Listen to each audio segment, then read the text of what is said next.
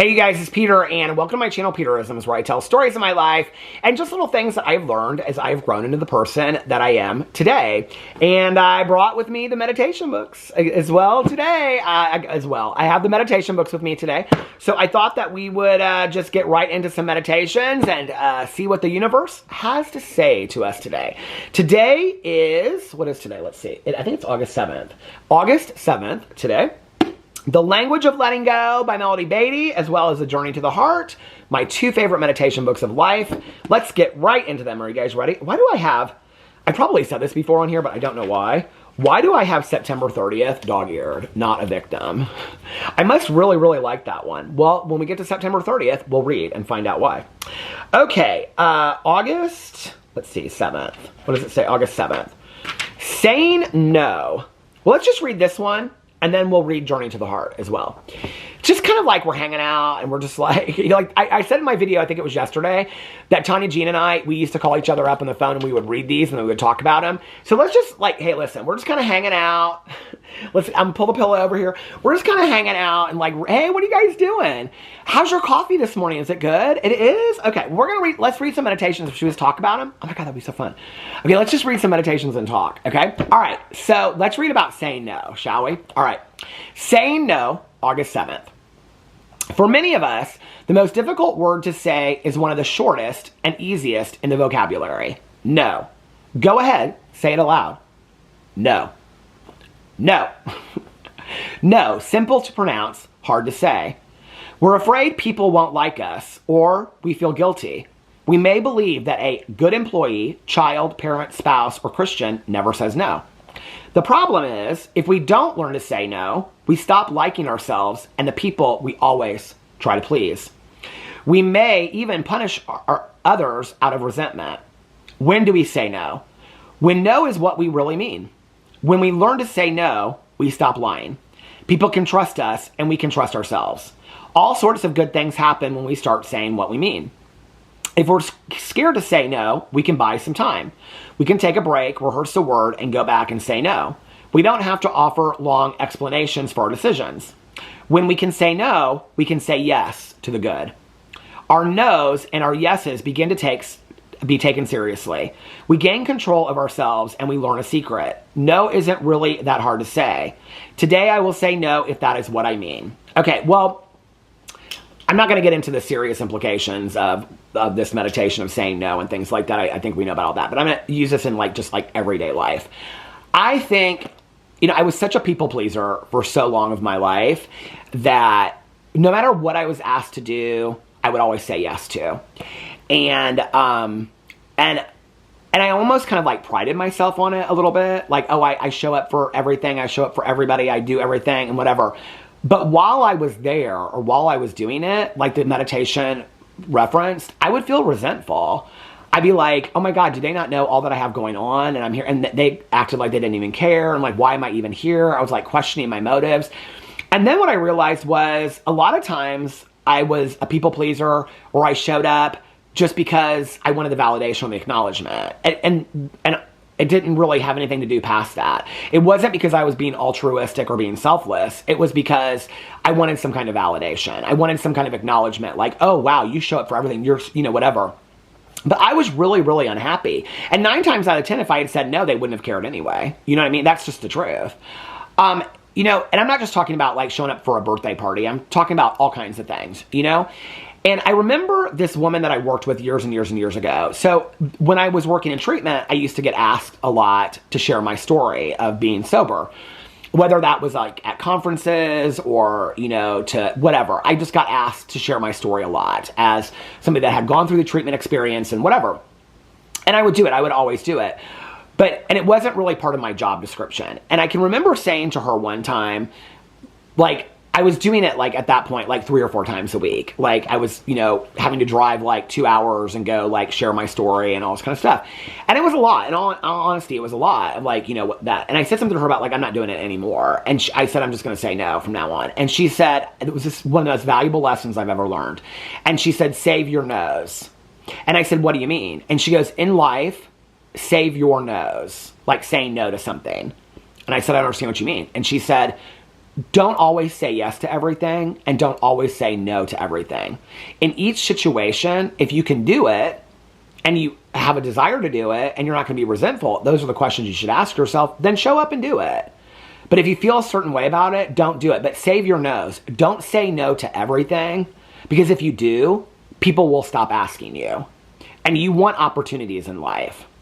There was a period in my life, not that period, but a period later in life, I think it was like I had gained so much weight. I just really never wanted to be around people. I felt very ashamed. I was so worried about what people would say about me. This is, I don't know, probably 20 years ago. And I would just say no to everything. And I'll never forget, people stopped asking me one day it occurred to me, like, I hadn't been asked to anything, and I was, people were talking about this and whatever, and one of my very, very dear friends had a going away party, and I didn't go to it. I think I wasn't invited to it or something, but I remember talking to him about it, and he said to me, he goes, I don't care how much weight you've gained. You care that you've gained weight. He goes, I don't care. We don't care. We love you. We just want to see you. But you're the one that's saying no to things because you don't want to do them. And when you start saying no to everything, people will stop inviting you to anything. And I found that to be true during that period of my life. And so, but from that came my social anxiety, that I had, I think, the majority of my life, where it was just easier for me to say no. So today I save my no's, I don't say no to something today unless it's something I absolutely don't want to do, or I know that I'm going to be resentful the whole time that I'm there, that I just don't do it. The other thing I want to share is this, that, my friend Tanya and I have been friends for, okay, her son's going to be 32, so 28 years at this point, because he was 4 when she and I met. And so, I went through every stage of Tanya's growing up with her son and stuff, and I can remember, like, I'd get home from work, she'd get home from work, and I would, call her, and I'd be like, hey, do you want to, go get a fountain pop, or do something tonight, and whatever. And, a lot of times she would say yes, but a lot of times she would say no. And she would say, we're doing homework tonight, or, me and her, her husband, she'd be like, we're watching a movie. She's done this, even just recently. And she'd always say, but thanks for asking. And Tanya taught me one thing. She said, always invite me to everything. I may say no, but I just want to be invited, which I think is such a valuable lesson, that I think we just want to be invited, but we also reserve the right to say no to something. Just because somebody invites you to something doesn't mean you have to say yes. It doesn't mean you have an obligation, but I want to be invited, okay? Watched, that show White Lotus this year, and there was these 3 girls that were friends, and they've been friends ever since they were growing up, and she said, I'm just still happy to be at the table having the conversation. I just want to be at the table, I want to matter enough to my friends and the people that I love with that I'm invited. That doesn't mean that I'm going to always show up, but that does mean that I need to suit up and show up sometimes, and on the important times. That I need to suit up and show up on the important times, but it doesn't mean I always have to. But one of the things I learned from Tanya was that I might ask her 4 nights a week back in the day, if she wanted to do something. One night she'd say, I just got home from work, I'm tired. The next night she would say, I'm watching a movie with Eric, her husband. And then the next night she'd say, yeah, sure, let's go get something. Let's go get a fountain pop. Let's go to, the Meijer or whatever. And we would. And what I learned was that she wasn't saying no and it wasn't personal, okay? It was, and when I say no to people, it's not personal. Well, typically, I don't have people around my life that it would be personal, but it's not personal. It's just, I'm tired, or I don't want to leave the house, or my social anxiety is really bad that day. And sometimes I have to push through that and go anyway. But it's never personal, typically. It's never like, I don't want to see that person, or I don't want to do anything. But what I do find is that when I do something, like I went to a concert with my husband and some of his friends on Sunday, I had a blast because I wanted to be there. And what I found with Tanya was that when she was watching a movie one night, doing homework another night, and then when she would come with me, she wanted to be there and she was present and we had so much fun. And I understood that, right? That no, and saying no to somebody and hearing no from somebody else is not always personal. If you feel that it is, and somebody's saying no to you, and you feel it's personal, ask them. Say, is it about me, or do you just not want to do this? 9 times out of 10, they'll say, babe, I'm tired. I just don't want to leave my house tonight. I just want to watch a movie. That's what she'd say. It has nothing to do with you. If you want to come over here and watch a movie with me, And that's what I found. That I was making me saying no to people more of a personal thing than it even was to the people that were receiving it. 9 times out of 10, they didn't even care. It was all mostly about me. So I think that I don't say no to everything anymore, but I do say no to the things that I don't want to do or whatever today. I don't have a problem saying no today. And I'll say, and I don't just go, if somebody invites me to dinner, I don't just say no. I mean, it's not just as simple as this meditation. I'll say, hey, I really appreciate you asking me, but in all honesty, like, I've had a long day. I'm really tired today. Can we do like a catch up in a week or two? Because I don't have people in my life today. I think this is the other thing. I don't have tons of people in my life. But the people that I have in my life are people that I want to show up for. I want them to show up for me and I want to do stuff with. So if I don't want to do something with them, it's never personal. If they don't want to do something with me, it's never personal. It's because they're tired or they have another obligation or they've made other plans. And that's not personal. If my friend Tanya wants to go do something with another friend, I don't take that personally. We're grown-ass adults. Nobody should take that personally. You know what I mean? Like 15, I wasn't invited. Listen, we're too old for that shit, you know? And if you feel that it's personal, then ask that question. But it's not. 9 times out of 10, it's not, you know?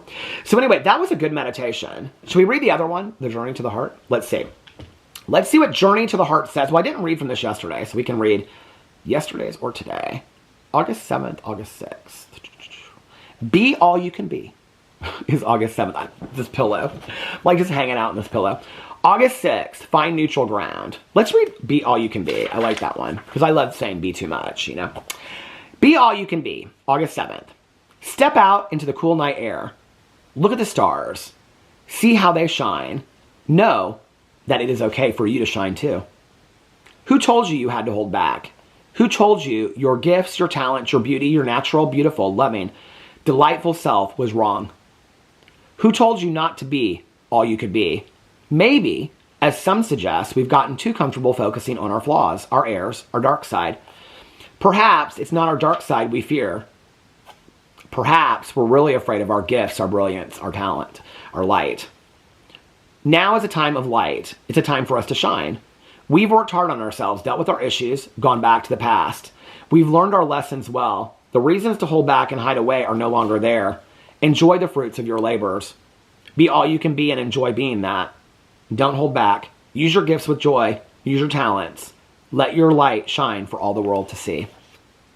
Finally, you are free to be all that you are and can be. You know, I often use this phrase, be too much, right? I haven't said it in a while, but I used to say it back in the day a lot. And I love that phrase. And it's not so much something that I believe, which I do, but it's more of like a reminder mantra for me because I forget that often, right? That there is going to be a day that we cease to exist on this earth. Let that settle in for a second. Why are we wasting time with wearing a shirt we want to wear or doing our hair a way that we want to wear it or watching a movie or listening to music or standing up for a belief that is important to us or a conviction or challenging somebody because we're afraid of hurting their feelings? We don't have to be rude. We don't have to be nasty. We can be kind in doing all that. But we also have to realize, as my mom used to say, we're on borrowed time. Whenever I say that, people are like, what does that mean? It means that we're all going to be gone from this one day. Each day that we have is a gift. In my prayers and meditations that I say every single day, the first thing I say in my gratitude list is, thank you for another day alive.